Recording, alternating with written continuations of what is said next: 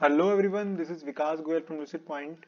In the last few tutorials, मैंने आपसे discuss किया about spherical mirrors. कैसे spherical mirrors में हम image form कर सकते हैं by using the object position at different places. इस ट्यूटोरियल में मैं आपसे डिस्कस करूंगा मिरर फॉर्मूला और मिरर फॉर्मूला को समझने के लिए हमने यहाँ पर एक प्रॉब्लम ली है। इस प्रॉब्लम को हम लोग सॉल्व करेंगे by using the mirror formula. तो जल्दी से पहले मिरर फॉर्मूला को समझ लेते हैं फिर इस प्रॉब्लम के ऊपर आते हैं। तो मिरर फॉर्मूला को समझने के लिए मैं यहाँ पर एक कॉनकेव मिरर ड्रॉ कर रहा हूँ। This is the concave mirror और ये हमारी हो गई एक principal axis.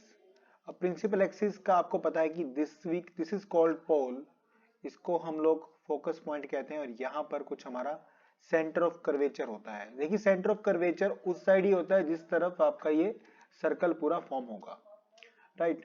So as you know that this distance from focus to pole is known as small F. This is the focal length. Small F is the focal length, and from the center of curvature to the pole, that means this distance is called radius of curvature, and you know that radius of curvature is twice of the focal length. ये तो just एक recap है। अब मान लेते हैं कि हमने एक ऑब्जेक्ट को कहीं पर भी मान लेते हैं, ऑब्जेक्ट को हमने प्लेस किया कुछ इन्फिनिटी पर। अगर आप याद करें वो केस, इन्फिनिटी पे हमने प्लेस किया है। मान लेते हैं ये A है और ये B है और कुछ इंसिडेंट लाइट कुछ इस तरह से फॉल की parallel to the principal axis, और पैरेलल फॉल करने के बाद ये लाइट हम मान लेते हैं कि कुछ ये फोकस पर यहाँ फॉल हुई, राइट। तो which is the rule also focus. तो मान लेते हैं कि इमेज हमारी फोकस पर ही बन गई। तो देखिए अब फोकस पर इमेज बन गई तो जो डिस्टेंस होगा पोल से, ये तो ऑब्वियसली फोकल लेंथ ही है। तो इस केस में जो हमारा डिस्टेंस है, इमेज तक का डिस्टेंस पोल से लेकर के, इसको तो हम कहेंगे स्मॉल v। और जो डिस्टेंस हमारा पोल से ऑब्जेक्ट तक का था, ऑब्जेक्ट तक का जो भी डिस्टेंस था उसको हम कहते हैं small u। So u is called object distance, जहां पर हमने ऑब्जेक्ट को प्लेस किया, पोल से लेकर के तक का डिस्टेंस है। सिमिलरली v हम कह सकते हैं v is the distance from the pole to the image, इसको हम कहेंगे इमेज डिस्टेंस। हालांकि यहां पर इमेज डिस्टेंस और फोकल लेंथ सेम है, लेकिन ऐसा हमेशा नहीं होगा। अगर हम लोग ऑब्जेक्ट को थोड़ा पास लेके आते हैं, फॉर एग्जांपल एक और एग्जांपल मैं यहाँ पे ले सकता हूँ। हम यहाँ पे मान लेते हैं कि ये एक ऑब्जेक्ट हमने कुछ चेंज कर दिया, मान लीजिए यहाँ पे कुछ कर दिया और इसको ए बी, यही ऑब्जेक्ट को हम पास ले आए।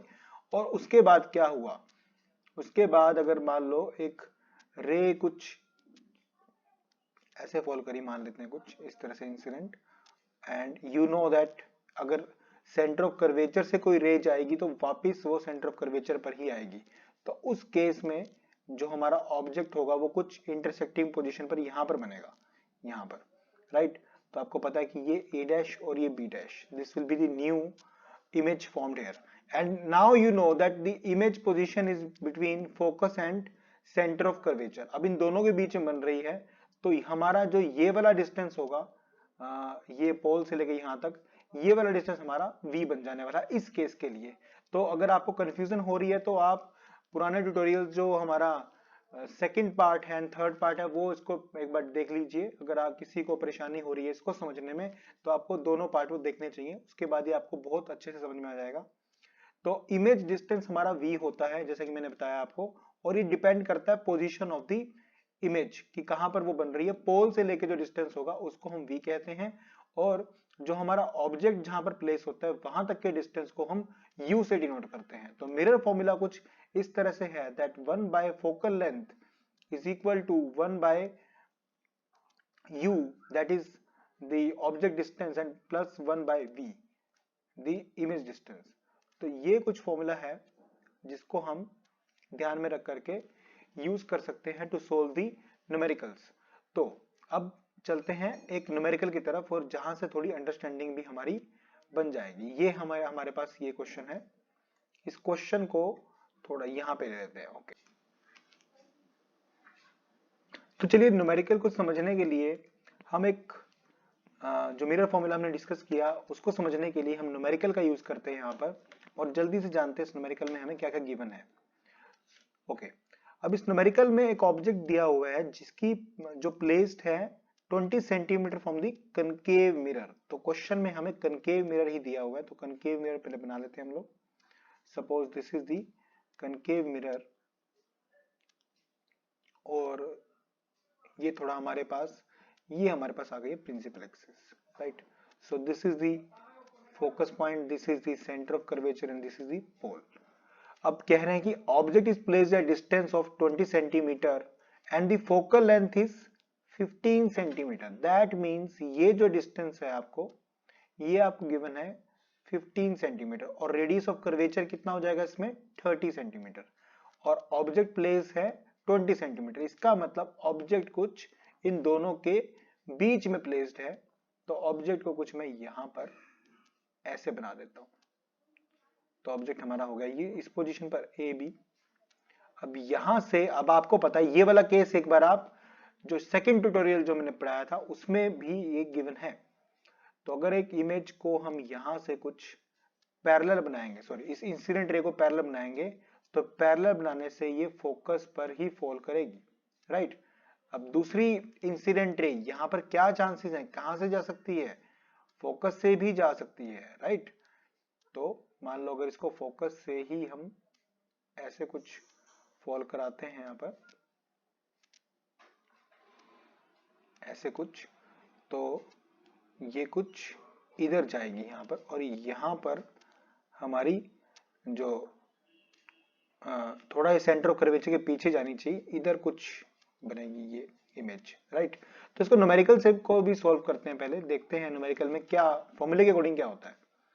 1/f is equal to 1/u plus 1/v। देखिए अब कॉनकेव मिरर के केस में फोकल लेंथ क्या रहने वाली है, नेगेटिव रहने वाली है, क्योंकि मैंने आपको पहले भी बताया था कि जो कार्टेशियन सिस्टम हम लोग फॉलो करते हैं, तो पोल को हम यहां मान लेते हैं, जो भी पोल से लेफ्ट साइड में होगा वो नेगेटिव हो जाने वाला है, और जो राइट साइड में होगा वो पॉजिटिव हो जाने वाला है। तो फोकल लेंथ कितनी दी हुई है हमको, वो दी है 15, तो ये हो जाएगी -15, 1/-15 is equal to 1/u। u is the object distance, तो ऑब्जेक्ट कितना 20, दैट मींस -20, और v हो जाने वाला है, v ही रहने वाला है। तो 1/v को वहीं पर रखते हैं और थोड़ा सा मैथ्स यहाँ पे अप्लाई करते हैं, तो ये बन जाने वाला है -1/15, और इसको जब हम उधर लेके जाएंगे तो ये बन जाएगा 1/20 प्लस 1/20, राइट। तो इसके ऊपर अभी हम लोग थोड़ा सा इसको कैलकुलेशन एलसीएम लेते हैं यहाँ पे, तो कुछ एलसीएम यहाँ पे हमारा आ जाएगा 60 आ जाने वाला है एलसीएम, और 4 ये आ जाएगा -4, और ये आ जाएगा +3, और ये बन जाने वाला है -1/60, दैट इज 1/v। इसका मतलब v की वैल्यू आ जाने वाली है -60। तो -60 का मतलब क्या है कि रेडियस ऑफ कर्वेचर के भी बहुत पीछे ये बनने वाला है। इवन हमने यहाँ पे बनाया इसको, तो ये थोड़ा सा और पीछे बनेगा यहाँ पे, दैट मीन्स कुछ यहाँ पर बनेगा ये, राइट। ये इमेज यहाँ पर बनने वाली है। तो ये तो हमें क्लियर था कि बियॉन्ड सेंटर ऑफ कर्वेचर बनेगी, लेकिन कितना पीछे बनेगी ये हमें न्यूमेरिकल से बिल्कुल एग्जैक्ट वैल्यू मिल गई। तो -60 that means 60 centimetre is the answer of this numerical, और -60 भी आप कह सकते हैं। सो आई होप ये वीडियो से आपको इतनी क्लैरिटी हो गई कि एक न्यूमेरिकल को आपको कैसे सॉल्व करना है यूजिंग दी मिरर फॉर्मूला। तो मिलते हैं नेक्स्ट वीडियो में, और नेक्स्ट वीडियो में कुछ और न्यूमेरिकल्स को मैं डिस्कस करता हूं।